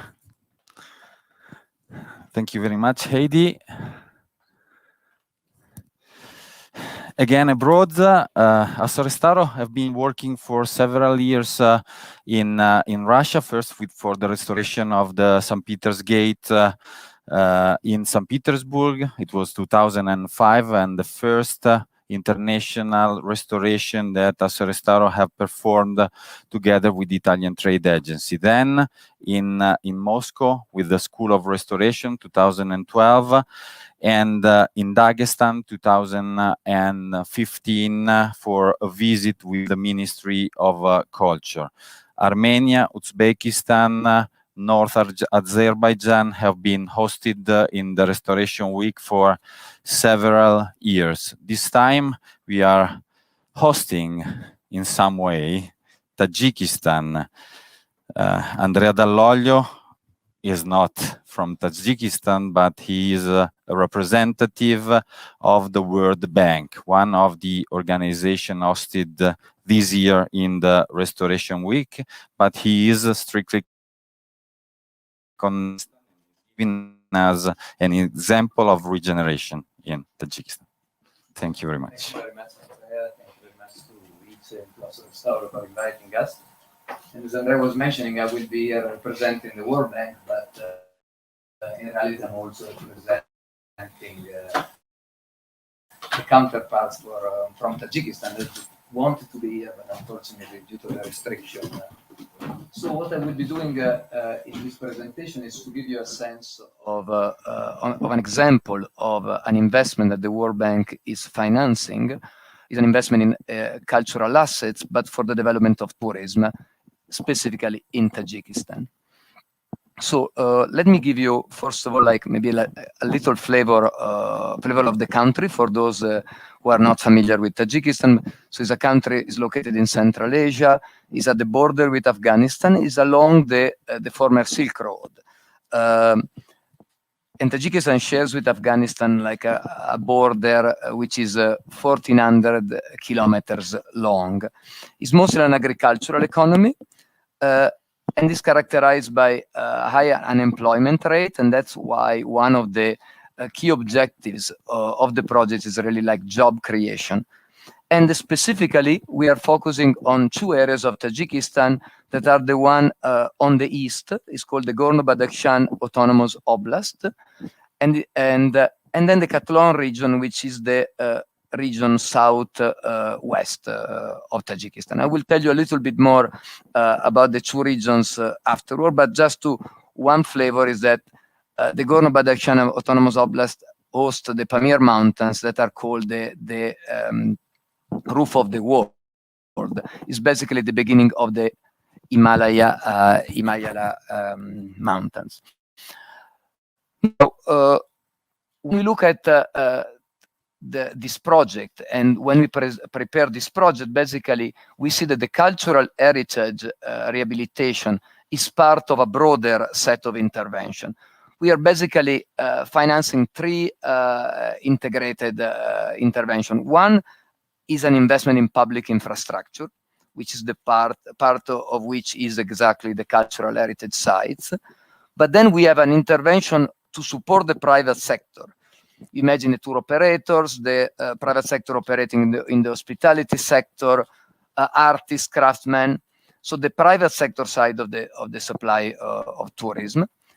And then all of this is blended together with an activity for country promotion and capacity building for private and public stakeholders. Now, I was telling you, I wanted to give you a flavor of the two regions.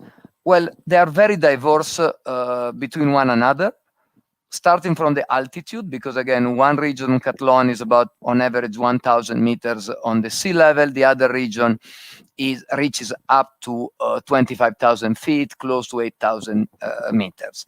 One region is very fertile, very agricultural prone. The other region is clearly being high mountains, is more difficult to develop agriculture there. In terms of also population are very different, because one region hosts more than 3 million people. The other, although is actually bigger in size, hosts about 250,000 people. And also in terms of tourism, they are very different, because the few tourists that they were already coming to Tajikistan were mostly visiting the mountains, the Pamir Highway, and tourism is to be developed in the Katlon region. Although the Katlon region itself is still very much rich in culture, as some of the colleagues here can testify. Now, looking at the cultural heritage aspects, I wanted to give you a flavor of what we were trying to support. Basically, the first type of intervention is what we call the iconic, like an iconic monument, the creation of an iconic monument for the country.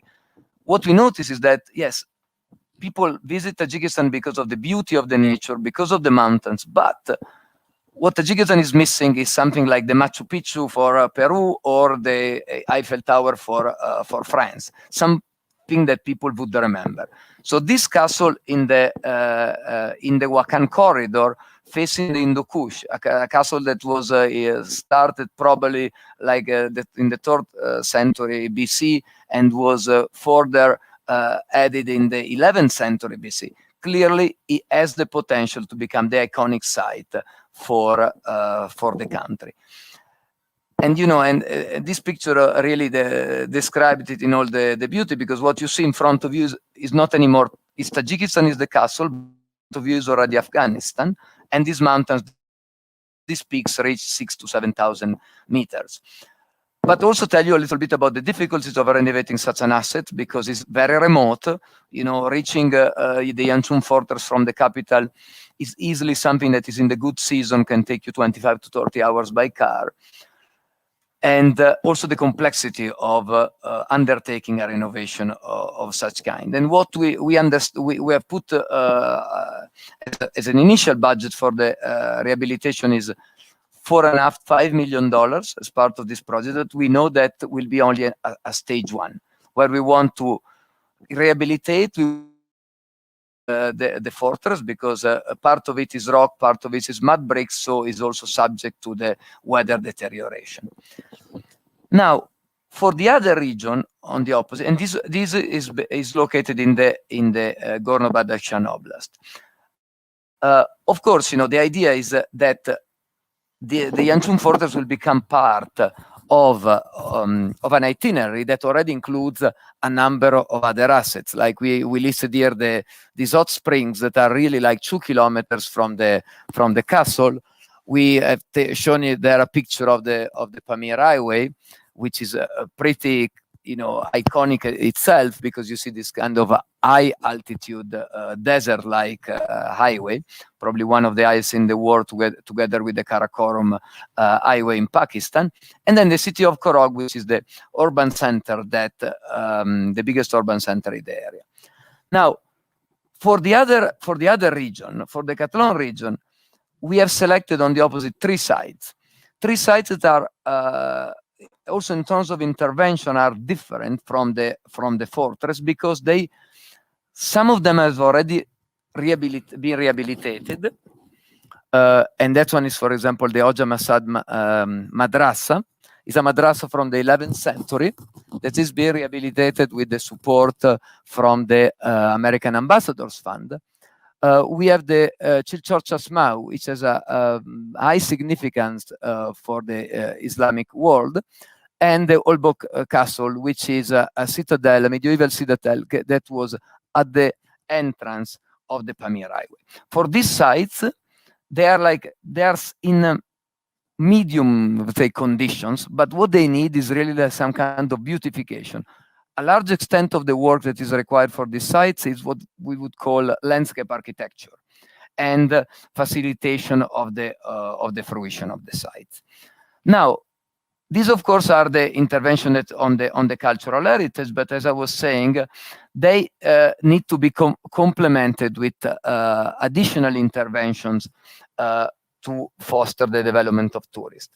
In terms of public infrastructure, together with the investment on these four sites, we have put together like a fund for funding community grants. Community grants that they would have to support both tangible but also intangible culture. For example, there will be these community grants for the organization of cultural events or festival, because this is something that the tourists would like to enjoy as well.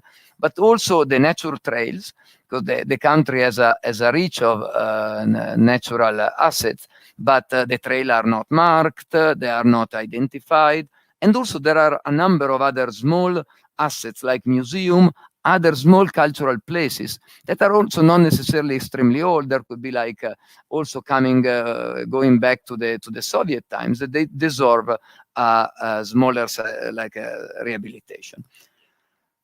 Then an additional set of intervention is the one on the private sector side. So we have set aside $3 million in what we call matching grant. So basically, these are matching grants, are basically partial grants for the private sector. And here we listed three types of private sector operator that we would like to target with our intervention. The first one is homestays, because what we want to develop is some kind of community-based tourism that also creates jobs and opportunities for the local population. And yes, there are some initial stages of agritourism and community-based tourism, but the infrastructure is very, very poor. And the people, especially in rural areas, don't have the resources to fully finance this type of intervention. So what we are trying to do is to give them like a public contribution for these improvements. Of course, then there are improvements on the restaurant, on the hospitality sector, and the craftsman side. All of this is pretty much connected also with cultural heritage, because I was discussing with some of you during the week. When we talk about homestays, what we would like to see is a rehabilitation like the one that we see here in Santo Stefano, where you take an old building and you rehabilitate it rather than starting anew and rebuild something like that could be lacking an identity.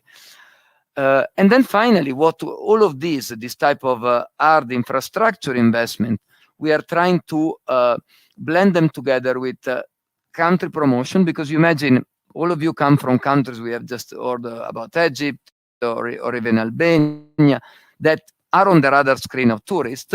Unfortunately, Tajikistan is not. So the country promotion itself is extremely important. I mean, for example, through the project, we have supported now the publication of an international tourist guide dedicated to Tajikistan. We have also done ourselves a few exercises of creation of some promotional material that we have listed there. Like one of them, we called it like the 10th treasure of Tajikistan. that it unfortunately was missing in the printing world. Then what we also do is the capacity building. We say we're in capacity building both with the public institutions, both at the central level and at the local level, but also with the private sector stakeholders. You know, training of tour operator, training of homestays, restaurants, training of museum. And of course, what we also would like to do is to see some kind of learning from experiences. Even before we were invited to this event, we have initiated like some collaboration, for example, with the province of Trento in Italy, because it shares very much like the similar landscape, similar history also, like in terms of like being an underdeveloped region. And now, thanks to tourism, is one of the richest region in the country. We unfortunately with this type of collaboration has not full materialized yet because of the pandemic and the restriction, but we are looking forward to continue. So I hope I gave you a little bit of a flavor, and I'm sure that if there are any questions, we can continue the discussion during the week. Thanks again.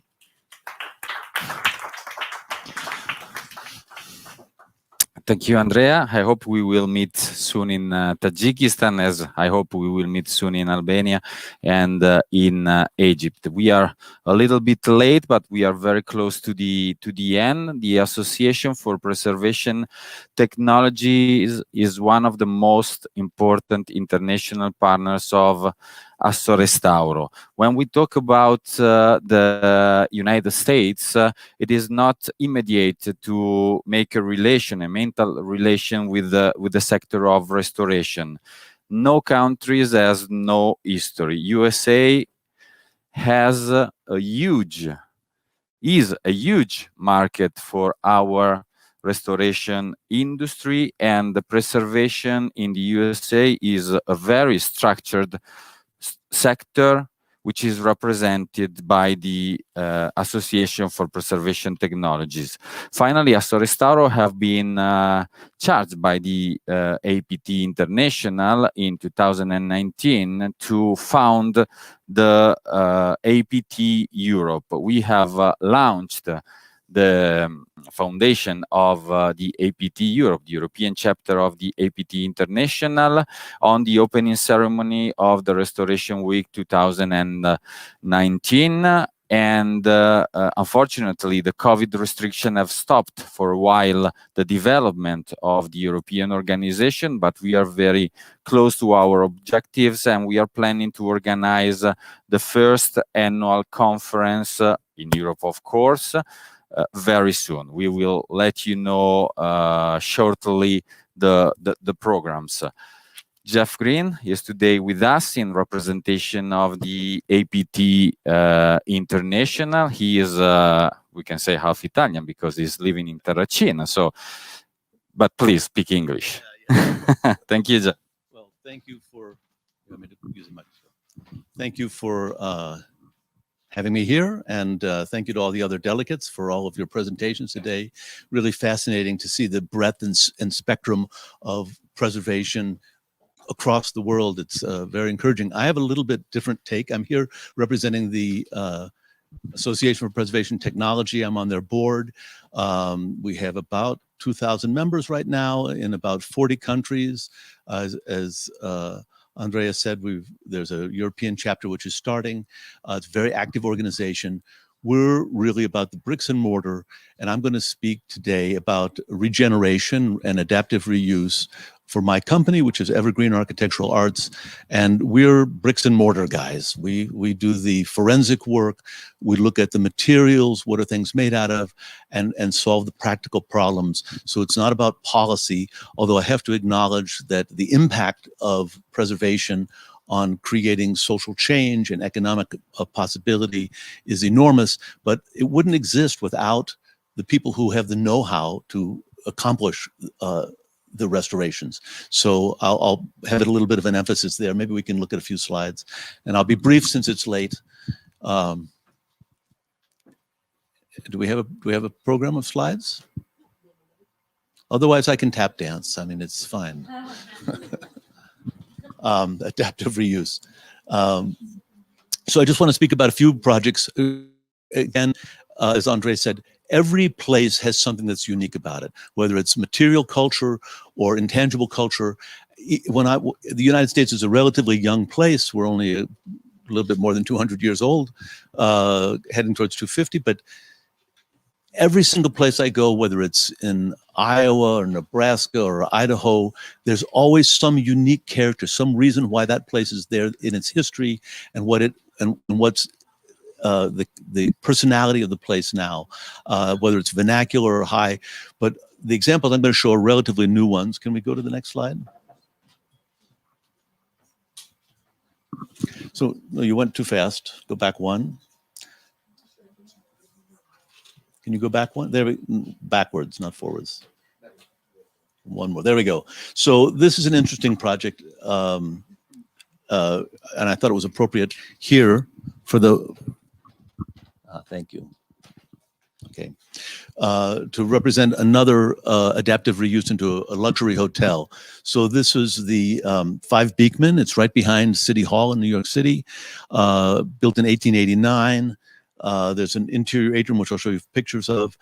And how the project was funded is they sold the air rights, which is something we do in urban centers, and built a 51-story building next door, which shared open space between this. The building was essentially abandoned after in the 1940s and 1950s. So the occupancy rate of this building was about 10%. So essentially a completely unused building in the middle of downtown in the financial district, which is sort of unheard of. And the reason was because of this atrium. Right, there's a picture before, which didn't meet fire code. So it would act as a chimney if there was a fire, and there was no way. It was built before the fire codes. So the innovation here was to, as I said, we were called in. We spent about 3 years on this project, doing the forensic work, finding out what the original colors were, finding out what the original materials were, and coming up with some innovative ways to adapt the building to meet the fire code so it could be translated into a luxury hotel. Here's a few more. There's the atrium going up to the top, and then here. Well, I'll go back one here. So this is beforehand, and what we were able to do is to create Intumescent Paint. I don't know if anyone's familiar with what this is. It's a paint that when a fire comes, it expands, and so it stops the flames. So all of this metal work had to be rated for fire and painted with Intumescent paint without destroying the character of the building. And in addition to that, they came up with a system of glass partitions which would drop in the case of a fire and protect the residents of the hotel so they could get out. And so here's afterwards, we had to go back and find, make original tiles, cast new cast iron pieces out of resin, repair all the plaster, the woodwork. It's a complete renovation of all the materials, and now it's a successful high luxury hotel with a wonderful restaurant. Of course, no one's going there now because of COVID, but I'm sure it will come out on the other side. This is another adaptive reuse. This is the Union Terminal, one of the last great train stations built in Cincinnati, Ohio, 1936. These are mosaics by Winold Rees, and it's been converted into a history and science museum. And we've seen a number of, we've worked on about a dozen train stations all across the United States, and its train travel has diminished. And as I said, this was the last one they sent to the soldiers after World War II from this station, and there were no other great stations built after this one. But in terms of transportation, we also removed several of these very large mosaics and brought them to the Cincinnati airport. So we, took them out and transported them, and we restored all of the, where did it disappear to? There we go. And then on the right there is one of the murals by a French artist named Pierre Bordelais, all done in linoleum, very unusual materials. So we have to research these materials and again, do the forensic work, look at them under the microscope, see what they were made out of, and restore them so that the building could be used. And another type of building that my company works on quite a bit is theaters and the reuse of theaters. This is King's Theater. It's one of the 5 wonder theaters in New York. Almost 4,500 seats originally, abandoned in the 1970s, completely dilapidated. There we go. Many proposals. They wanted to make a church out of it. They wanted to make a fighting ring out of it, and finally it was converted to a performing arts center. And when we work on theaters, they're oftentimes the largest secular gathering places in any community. So they have an enormous economic impact and social impact because they revitalize all of the neighborhood around them with support materials.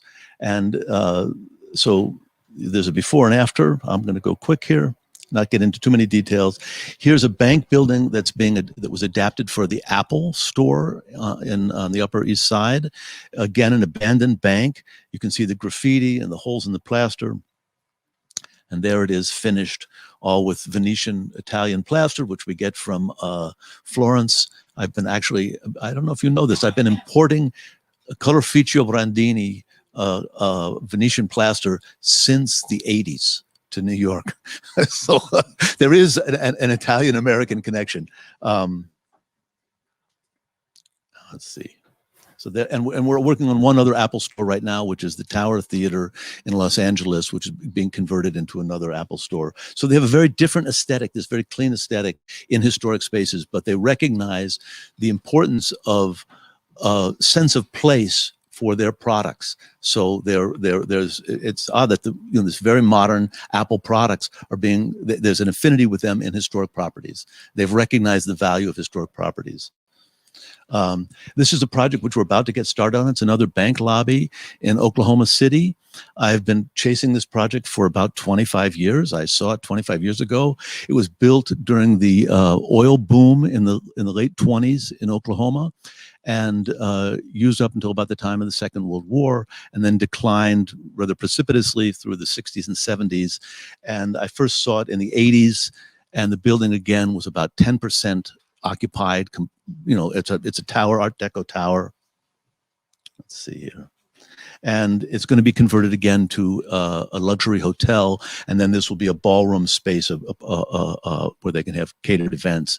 And I think it's a very good reuse of the building. But as I said, it's been 20 years in the making. So those are just a few examples of the projects that we get involved with, and very different than the other examples we've seen so far. But I think there's a commonality and it interests me very much that everyone has spoken about the economic and social impact of preservation, but you need the craftsmen, and which you have in Italy because of the incredible artistic patrimony here. But in the United States, my career is about 45 years. I've seen a diminution, a decrease in the number of people who know how to do these historic crafts. So it's also preserving the hand skills, the crafts, knowing the knowledge and knowing how to do this, not just policy, not just the economic impact, but also how to work with the materials and the tools. So I thank you, and that's what I have to say. So thank you very much, Jeff. We have had the opportunity to analyze and to watch at different models, different approaches, and very different the results. Every country has a peculiar approach to the restoration, but we have something in common, and that something is passion. We are all moved by passion. So, and this passion, I think, will move us together in more deep cooperation. We are very close to the end of these days with just some greeting from one of our main media partner, which is Stile. We have here with us a friend, Salvatore Ranucci, the editor of Stile. Astorestaro and Stile are programming the presentation of the restoration sector after the report of Symbola, which will be anticipated on the 25th. So, Salvatore. Hello, good morning. Our group and our guests from abroad? Beh, allora, il progetto era un po' diverso, era quello di portarvi in piazza San Lorenzo. Project or actually, we want to bring you in Piazza San Lorenzo. Perché è un luogo This was simbolo what we della actually città, had io mi planned. trovo qui in questo momento One, e so avrei this avuto is la a scenografia place del that Palazzo truly Papale, symbolizes che tra and this l'altro is, as a matter of è fact, oggetto di I am with restauro. my car in this very moment. Un luogo e un sito di vostro interesse che sarà coccolato dalla vostra So opera. I'm sure that you would have Storia very much sul Palazzo Papale, molto appreciated simpatica, this place. ha ospitato il primo conclave nel Now, 1218, as a matter of fact, the first conclave in i cardinali si riuniscono per eleggere il nuovo Papa. Impiegano when 1600 cardinals giorni, quasi 3 anni, to elect the Pope. non riescono a scegliere. I viterbesi dicono che So after 3 years, however, they were trovano not, così bene nella Chiesa, per cui they did not stanno come to an cercando agreement sempre. over the name In realtà of perché i substitute 17 Pope. cardinali erano divisi in 2 fazioni che ovviamente non trovavano mai So equilibrio. there were Morale some della favola, factions among the i cardinals. They could not viterbesi, make up their minds. per indurre, per accelerare i And tempi, so what happened was that li chiudono nella the sala papale. cardinals at some point Da were qui actually closed causi in a conclave room a chiave, in the riducono i viveri room. scoperti nel tetto. They Dopo were 2 locked ore in the Gregorio room and they X were told diventa that they had Papa. to Quindi decide, provvidenziale and they l'intervento finally dei came up viterbesi. with the name Ringrazio of ovviamente the new. per essere stato invitato, Fortunately, there ringrazio were Asco some Paolo, small ringrazio issues with Peter the per audio. avermi invitato, per So aver trovato in loro I'd like dei to thank you very much for having invited me.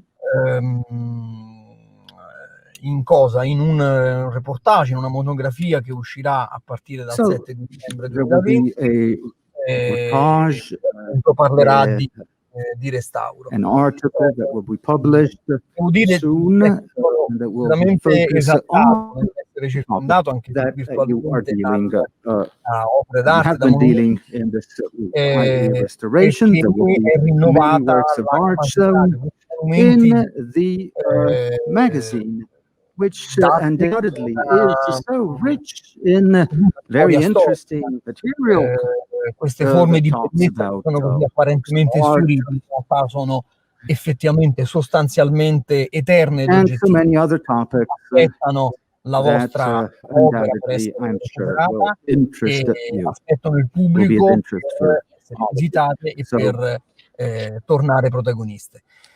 Allora, lo scopo del progetto editoriale di the STEMBRE objective of our la editorial pubblicazione è quello di fare project relazione, fare network. Di questo vi vorrei is parlare. to create L'intervento networks. è So decisamente diverso da this quello is dei what our miei editors are mi ha very keen preceduto in doing, in e creating networks. And that's why it's very important for us to vorrei get in invitarvi touch a una with you too. riflessione.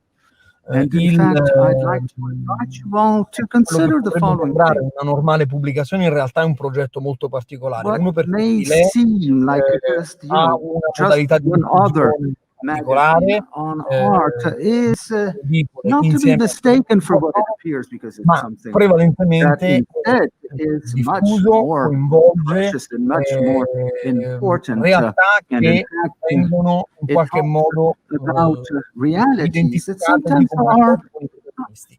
Quindi mi piacerebbe che chi sta nel the mondo del fringe, restauro many others partecipasse a talk questo about. progetto proprio per So I allargare il would network very much di like you to be editori, involved professionisti, in our istituzioni, work amministrazioni, committenti in order to che try to appunto extend potrebbero as essere much iniziative. as possible L'altro aspetto the fondamentale, wealth forse of, quello che in of questo articles momento that mi sollecita we are maggiormente, involved. è quello legato alla comunicazione. Allora, usciamo da un Lastly, periodo communication.